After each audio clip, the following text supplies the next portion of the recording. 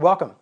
Thank you for tuning in to learn a little bit more about how to put together a timeline for your wedding. My name is Matt Mason, and I'm excited to share a few things with you. My company has been around since 2009. I've been responsible for about 1,000 weddings in my career and shot about 400 of those personally. So we've seen a lot, some really good things, and we've seen some things that are not so good. And one of the things that we're known for is how organized we are as we put together a timeline. And to help you have a better day, I thought we'd share a few of our tips along the way. So I want to talk about some of the key things that you want to consider as you develop your timeline, things that sometimes people think about and sometimes people don't think about. So I kind of want to start by the beginning of the day when your photographer arrives. And this is going to be focused a lot on obviously the photography timeline, but of all the vendors that you spend time with, your photographer is the one you spend the most time with. So you want to be prepared and be ready for them. And a lot of the day centers around when you do photos.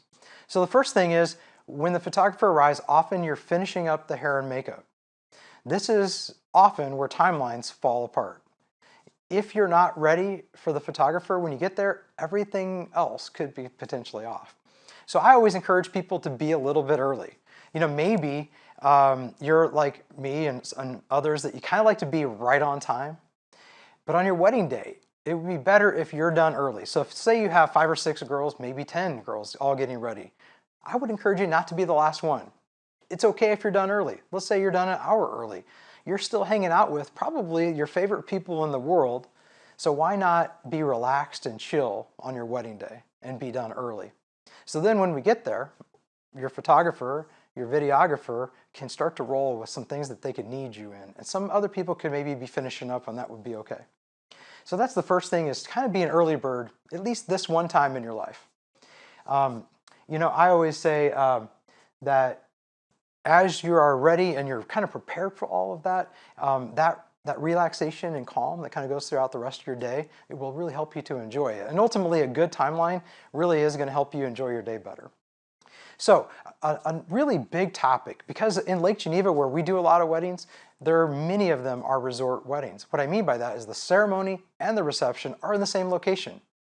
If that's true for you, a first look is something that you want to very seriously consider. And I've got several reasons for you to consider that, and I have a blog that you can read and see some of the best photos that I've ever taken or taken around the first look and early before the ceremony. But one of the things I like about doing that first look is that you're marrying the person you want to spend the rest of your life with. And often people talk about their wedding day as being one of the happiest days of their life. You know, I think it's kind of funny that so many couples try to avoid the person they want to spend the rest of their life with for most of their wedding day. So one great reason is to spend more time together, to actually soak it up and enjoy your wedding day. So as you kind of go through the day, obviously there's some things that are really good benefits, that you can enjoy your cocktail hour and reception, so you're not trying to take photos up to the last second. It also allows you to really to spend time with guests that have traveled from so far to see you. You can actually go right in there and enjoy your cocktail hour, enjoy time with people. And I also think this is the thing, you know, I like that for grooms, they actually get an honest moment with their bride, and they don't have to feel so on display with their emotions as when you walk down that aisle. So if many men like me don't like to express our emotions or show our emotions, and I think that one of the nice things about a first look is that you can be a little bit more honest with your emotions. Now, that said, if you have a groom that has no problem tearing up, and he might cry in both cases, and that's also really wonderful. But that's one of the things I love most about kind of starting the day with the first look. So you have your getting ready, you get all your dress shot photos, and then maybe you do a dad's first look, and I should mention that too. I think that some of my favorite photos also happen in that dad's first look. It's, you know, daddy's little baby is getting married, and it hits the dads sometimes even more emotional than the groom's. So we like to do a dad's first look and then a groom's first look. And then from there, you can do a romantic session and get a lot of key photos done with the couple, and then get all the wedding party photos done. Think about all those things that you've gotten done, beautiful images, you have the time to do it, and then you move right into the ceremony. One thing about a timeline that people sometimes don't think about is if they greet their guests. If you greet your guests after the ceremony, that can eat up 30 to 60 minutes, depending on how much time you spend with people. And even if you're going quick and let's say you have 150 to 200 guests and you spend 30 seconds with each one of them, that can really spend a lot of your cocktail hour just greeting guests. So I recommend that you have that conversation with your family ahead of time. Sometimes people don't do that, and you end up doing a receiving line because you didn't even plan it, because you're just there in the back of the aisle. So I recommend you walk down the aisle and you circle around back up to the front where it's a natural place to probably do family photos. But it's another important thing to do is talk it over with your family so that your parents don't hang out in the back of the aisle, because they have friends they want to greet too, but just let them know that we're going to get those family photos done right away, and then they can go to cocktail hour and spend time with their guests. So have that conversation ahead of time. If you don't want to greet guests, have your family all circle back around and get to the front. And another good tip is to have your officiant actually explain what's going to happen. If the officiant says that's where the alcohol is, a lot of times people make a beeline for that and they will leave you alone for a little bit. And also have that officiant let them know that you're going to be doing photos and you'll greet them in a little bit. Now, when it comes to family photos, I recommend you do them right after the ceremony. So many people think, well, we're doing a first look, we're going to get all these photos done. What if we do the family photos? That can work if you have a small group. Say you just have, 5 to 10 people on either side, they'll be there.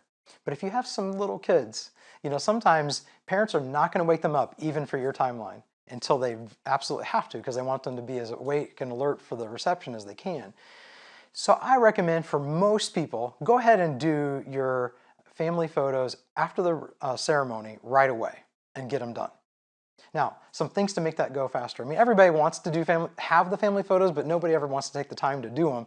So the more efficient you are, the faster it goes, and you're going to enjoy that experience better, and you'll have better photos. So one of the things I recommend is that you write up a list very clearly, make sure your photographer gets that. I've got a blog on that as well, on how to develop your family photo checklist. But have a person that is in your family or on each side of your families help run that checklist, because they know everybody. They know if somebody's about to go for a cigarette break and they're in the next photo, that they shouldn't go. And they will say, hey, Larry, stay here. Or, hey, Bob and Sue, you two are next in this photo. And so that keeps things moving along. We can run a list, but then that slows everything down because we don't know people. We can't just literally point to you and say, hey, hold on, you're next. Another good tip that we've just started to do recently is go ahead and print out 30 copies of it or 20 copies of it and give it to the people, especially the moms, and say, here's the list, here's the order you're in, so that they know that they're up next and that they can kind of follow along. And then here's another really important thing. Don't be tempted to take control. Maybe you're type A like I am. You got to bite your tongue and let the process happen. If you start raising your voice, if you start going after and grabbing people, that leads to more chaos. So if the more organized you are, the less you have to do that. And I also recommend that you don't have your moms do it either. Sometimes they're going to want to take control. Probably you have a great bridesmaid. Maybe it's your maid of honor. They know a lot of your family. They can run the list. Maybe you have a teacher, somebody who's assertive, but not a dictator. You don't want that to become also a really negative thing where a person's, yelling and things like that. But, you want to have a good assertive personality to help run that list. And that would be one of the best decisions you do for the day. Now, as you kind of think about your cocktail hour, one thing that sometimes people don't think about is it should probably be an hour. I've seen cocktail hours last 90 minutes to 2 hours. And when you start adding that much free liquor for people, and especially if they don't have as much food, it can really turn the whole day. So I recommend that you try to keep that cocktail hour to an hour, at least if they're going to have hard liquor available. One of the things that we always think through before we complete a timeline is when is sunset? You might want to think about that, because obviously every day the sunset's a little bit different. And if it's important to you to get a beautiful sunset photo, you wouldn't want to plan to have the speeches, say, happen right at the time when the sun might be the most peak for a good photo. And by the way, that's usually 10 to 15 minutes before actual sunset. So as you're thinking about that, write that down and consider as you write out the timeline, Would it be in the middle of the meal? Would it be before the meal? Or could it be even after the meal, before the first dances, as you kind of plan things out? So don't forget to plan out that sunset. The garter and bouquet toss. It's something that is starting to fall out of favor. These days, as couples get married a little bit older, there's less people there that are single. And so we're finding that more than 50% of our weddings are not doing a garter and bouquet toss. It's important to let your DJ know that, and also let your photographer know that if you're not going to do it. And I would recommend not doing it if there's not very many people that are single. Now, if there are, it's definitely a fun thing as long as you keep it tasteful. So at this point, these are some really good tips that you can take away. I would encourage you to go ahead and send me an email or text me at 262-745-4000 if you have a few questions that I can answer for you. And if you haven't found a photographer, we would love to talk to you about your wedding day and see if we'd be a good fit at Matt Mason Photography. Thank you.